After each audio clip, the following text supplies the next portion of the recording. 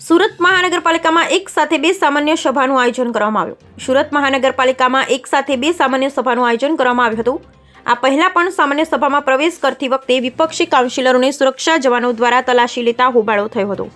એએપી councillor અને સુરક્ષા કર્મીઓ વચ્ચે ઉગ્ર બોલાચાલ થઈ હતી। વાસ્તવમાં જ્યારે સુરક્ષા કર્મીએ કાઉન્સિલર વિપુલ સુહાગિયાને તેની ડાયરી તપાસવાનું કહ્યું ત્યારે સુહાગિયા ગુસ્સે થઈ ગયા અને હંગામો શરૂ કર્યો। સામાન્ય સભા દરમિયાન વિપક્ષ દર વખતે શાસક પક્ષને ઘેરવા માટે કેટલીક પ્રચાર સામગ્રી વિધાનસભામાં લઈ જાય છે।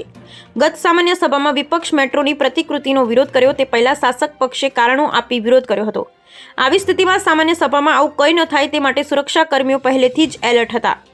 જ્યારે સામાન્ય સભા માટે કાઉન્સિલરો મીટિંગ હોલમાં પ્રવેશવા લાગ્યા ત્યારે સુરક્ષા કર્મીઓ દ્વારા તેમની તલાશી લીધા બાદ જ તેમને અંદર જવા દેવામાં આવ્યા હતા। આ દરમિયાન જ્યારે એએપી કાઉન્સિલર વિપુલ સુહાગિયા પણ અંદર પ્રવેશવા લાગ્યા ત્યારે સુરક્ષા કર્મીઓએ તેની તલાશી લીધી અને તેણે હાથમાં પકડેલી ડાયરી પણ તપાસવાની માંગ કરી, જેને કારણે સુહાગિયા ગુસ્સે થઈ ગયા હતા અને સુરક્ષા કર્મી અને વિપક્ષી કાઉન્સિલરો વચ્ચે બોલાચાલી થઈ હતી। વિપુલ સુહાગિયાએ જણાવ્યું હતું કે મીટિંગ રૂમમાં પ્રવેશતા તમામની તલાશી લેવામાં આવી રહી હતી। Bureau report Sunil Ganjawala, Surat.